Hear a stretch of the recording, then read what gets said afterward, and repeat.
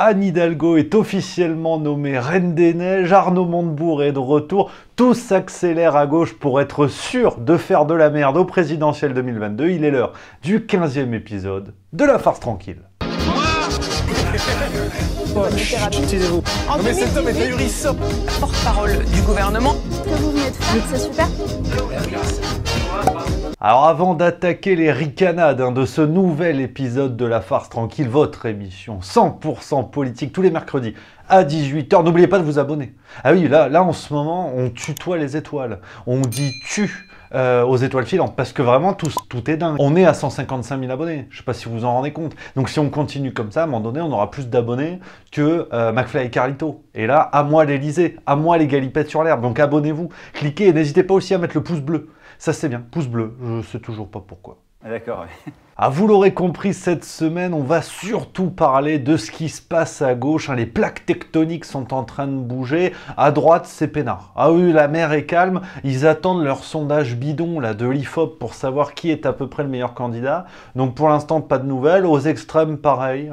Ils sont tranquillous, ils laissent les autres se débrouiller. Donc aujourd'hui, on va parler de la gauche. Et justement, la gauche, et plus précisément le Parti Socialiste, sont au centre de la question de la semaine. Vous le savez, dans La Farce Tranquille, toutes les semaines ou presque, je vous pose une question pour avoir votre avis. Et cette semaine, la question est simple. Êtes-vous pour ou contre la candidature d'Anne Hidalgo en 2022 pour les présidentielles? Les liens sont dans la description de la vidéo. Il y a pour ou contre. Il y en a deux. Donc tu choisis. C'est vrai que le système est bien pensé quelque part. Et justement, Anne Hidalgo, la transition est toute trouvée. Anne Hidalgo, premier gros sujet de la semaine. Elle devient officiellement la Reine des Neiges au Parti Socialiste.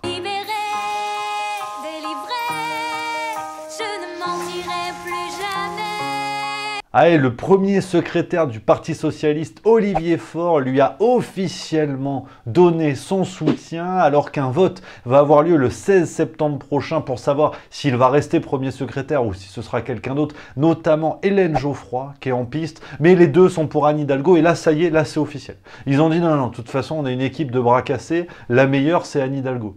La meilleure ou la moins pire, chacun son avis. Petit hic dans cette affaire, c'est que Anne Hidalgo n'a toujours pas annoncé qu'elle était candidate. Mais le Parti Socialiste la soutient. Enfin, c'est vrai qu'on comprend rien. On dirait la nouvelle série en bois de TF1. Mais bon, apparemment, c'est une affaire de jours ou 2 semaines. Elle va bientôt l'annoncer. Quelque part, elle n'a plus le choix. Et le Parti Socialiste est tellement chaud qu'on a appris dans Libération du 18 août que le PS travaillait même, je cite, à retirer des statuts du parti le principe de primaire automatique pour chaque présidentielle. Ah, comme ça, ils feront pas de primaire. Ah, de toute façon, c'était couru d'avance, parce que quand t'entends un interview d'Anne Hidalgo, tu sens qu'elle n'a même pas le niveau primaire. Mais c'est vrai qu'Anne Hidalgo, en ce moment, c'est celle qui a le vent en poupe. To have the wind in the poop, parce que là, vraiment, tout lui réussit. On ne parle que d'elle, en France et ailleurs, et notamment avec les Jeux Olympiques. Ouais, elle a eu le drapeau, tu sais, elle a secoué le drapeau. Ouais. Si, bon, parce que Paris 2024, ça y est, Tokyo, c'est fini, Paris 2024, donc là, c'est Anne Hidalgo. Alors, c'est vrai, oui, j'entends les esprits chagrins au fond de la classe en train de faire des boules de gomme. Oui, elle n'a pas toujours été pour les JO, c'est vrai. C'est vrai, en 2014, 2015, 2016, bon, elle s'opposait un petit peu à François Hollande, qui lui était chaud. Bon. On a quelques exemples, je ne donnerai pas les noms des villes, chacun les connaît, dans lesquelles cette course au toujours plus a laissé des éléphants blancs et des situations d'endettement dans des villes qui ne sont pas acceptables, qui ne sont plus acceptables. Après, on a le droit de changer d'avis. Ouais, je te dis, Anne Hidalgo, tout le monde en parle. Elle a même eu un interview dans l'Équipe, il n'y a pas longtemps, où on apprenait notamment qu'elle avait fait du volleyball quand elle était plus jeune. Oui, on n'en a rien à foutre. Alors, je ne te le fais pas dire, mais c'est l'info. Je veux dire, voilà, c'est comme ça qu'on fait une candidature présidentielle. Ouais, c'est pas faux. Bon, alors c'est vrai que la presse s'emballe. Anne Hidalgo est la nouvelle Marianne, la nouvelle égérie française, celle qui redore le blouson de Paris. Bon, faut pas regarder le bilan. Voilà, faut dire ça. Tu fais l'interview dans l'Équipe, tu vas secouer le drapeau dans le pays d'Hello Kitty, mais par contre, faut pas regarder le bilan. Non, parce que le bilan à Paris, il est pas dingo quand même. Oui, déjà, il y a l'histoire du hashtag sur Twitter, saccage Paris, ça tu connais, je t'en ai déjà parlé plusieurs fois. Des gens qui mettent des photos de tous les trucs dégradés, non entretenus et tout à Paris. Attention, tort partagé, il y a aussi des gens qui les dégradent, c'est pas la mairie de Paris qui les dégrade ouvertement, mais sur la question de l'entretien, là, par contre, c'est pas fou, quoi. Bon, puis il n'y a pas que ça, parce que bon, Anne Hidalgo, c'est le Parti Socialiste, donc tu dis, c'est pour faire le bien, l'humanité, sauver les oursins. Mais il y a déjà maintenant, alors qu'elle est qu'à la tête de Paris, il y a des petites embrouilles avec la loi, si. Oui, on apprenait ça notamment dans un article de Valeurs Actuelles il y a quelques jours, je te mets le lien en description.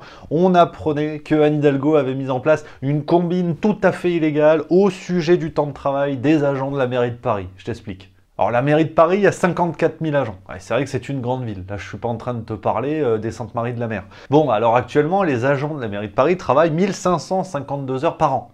Ouais, alors que légalement, ça devrait être 1607.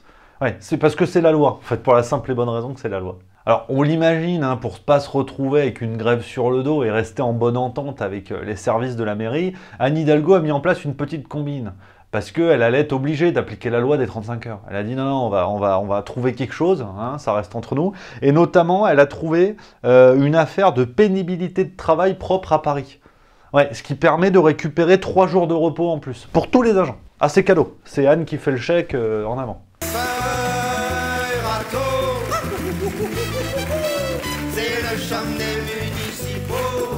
Alors, bien entendu, hein, cette petite combine ne repose sur rien, elle est tout à fait illégale, il ne s'agit que d'une petite manip politico-politicienne pour rester en bonne entente, malgré les rappels des services de l'État.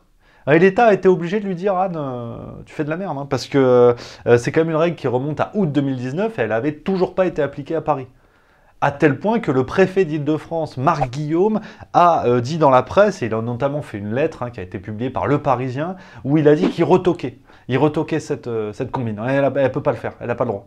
Parce que c'est illégal. Ouais. Ce qui est une bonne raison, déjà. Donc tout ça pour dire hein, que le bilan d'Anne Hidalgo à la tête de la mairie de Paris, curieusement, les médias n'en parlent pas trop pour l'instant. Voilà, on met en avant la candidature, hein, parce que de toute façon, au PS, ils ont que ça. Mais dans le bilan, vous me dites, hein, dès que vous trouvez des papiers sur le bilan à la mairie de Paris, en termes de comptabilité, de finances et tout ça, on se tient au courant. Mais vous inquiétez pas, vous connaissez la maison, hein, malin comme un hippopotame, il va y avoir des vidéos spéciales candidats pour les présidentielles. Ouais, je travaille dessus, pour relayer un petit peu tous les dossiers de chacun. Et à égalité. Hein. Oh, attention. Et après Anne Hidalgo, maintenant place à Arnaud Montebourg. Ah, comme je vous le disais, hein, c'est micmac à tire-larigot à gauche en ce moment.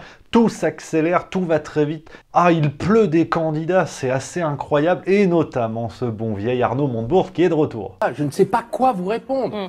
On apprenait ça dans le Figaro du 17 août. Arnaud Montebourg va lui aussi se lancer en cavalier seul. Il va éviter la primaire du Parti Socialiste parce que de toute façon, comme je te le dis, il n'y en aura pas. Hein, c'est déjà une bonne raison. Ah, il est décidé. Ah, Arnaud Montebourg, il est motivé comme Jaja. C'est vrai qu'on pensait qu'il s'était retiré de la vie politique. C'est le Made in France qui vendait des amandes, du miel et des glaces.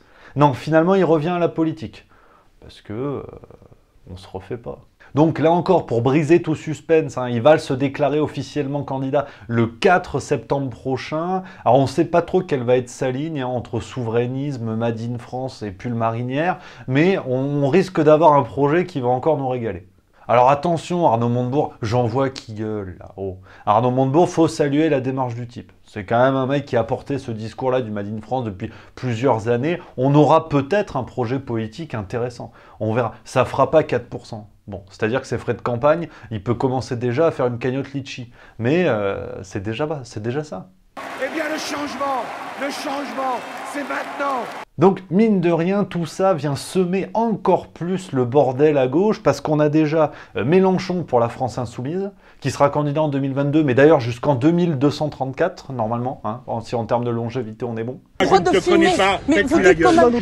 On a également Fabien Roussel pour le Parti communiste français, le candidat écolo qui sortira des primaires, s'ils font une primaire, ça on n'est jamais sûr, et Hidalgo pour le Parti socialiste, qui n'est pas encore déclaré, mais que tout le monde a déclaré à sa place. Et même chose, hein, en parlant des candidats écolos, justement, eux aussi, ils sont en train de s'enflammer, et notamment suite au discours d'Emmanuel Macron le 16 août sur les flux migratoires irréguliers importants qui risqueraient d'arriver en Europe suite à la situation en Afghanistan.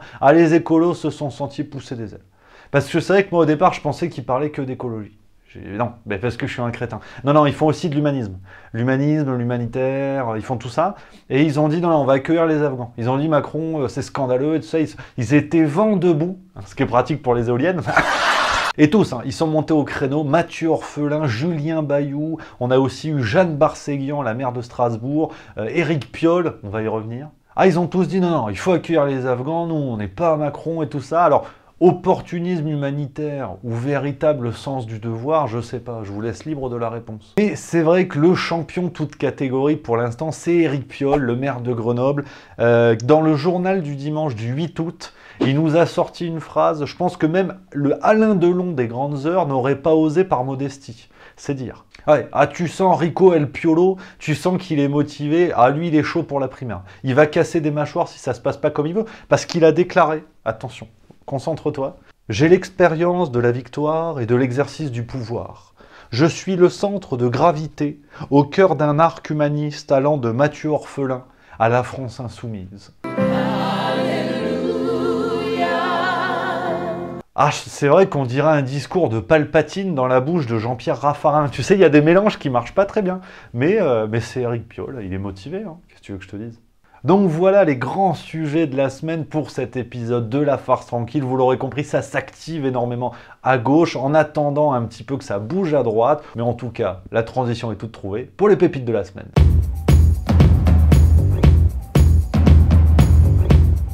Ah, et cette semaine, on part à l'international. To go abroad, hein, au-delà de nos frontières. Parce que là, on a Ned Price, porte-parole du gouvernement Biden, donc ça commence bien, qui nous en a fait une belle. Ah, qui nous en a fait une belle sur la situation de l'Afghanistan. Bon, ça, c'est pas drôle. Ça, pour le coup, c'est pas très drôle. Tu sais, t'as les talibans. Ouais, c'est pas la compagnie créole. Hein. Tu sens que tu vas pas te marrer. Ils ont repris le pouvoir et tout. Et donc, le porte-parole de Biden, il a dit qu'il appelait les talibans à former un gouvernement, je cite, inclusif et représentatif. Additionally, the UN Security Council issued a joint press statement earlier today calling for a new government that is united, inclusive, and representative. T'as vu la gueule des types? Ouais. Ah non, tu sens qu'ils bossent pas pour Libération. Mais bon, apparemment, Ned Price, il est motivé. Ouais, donc tu vois, il fallait aller aux États-Unis pour trouver une si belle pépite. Oui. Yes, notre envoyé sur place. Oui, on a la même en France. C'est pas vrai, la belle affaire. Jean-Yves Le Drian. Jean-Yves Le Drian qui aurait dit exactement la même chose. Il appelait les talibans à faire un gouvernement inclusif. Ouais. Ah, ils sont bons, il n'y a pas à dire. Donc voilà les amis pour ce 15e épisode de La Farce Tranquille. J'espère que ça vous a plu. Hein. On va se retrouver très vite pour de nouvelles vidéos, vous le savez. En attendant, n'hésitez pas à découvrir les autres vidéos juste mieux. C'est important. Peut-être qu'on ne se connaît pas encore. Vous venez de débarquer sur la chaîne. Installez-vous. Un bol de cavette, on est bien. Sinon, vous pouvez vous abonner. Alors là, ça c'est le pompon.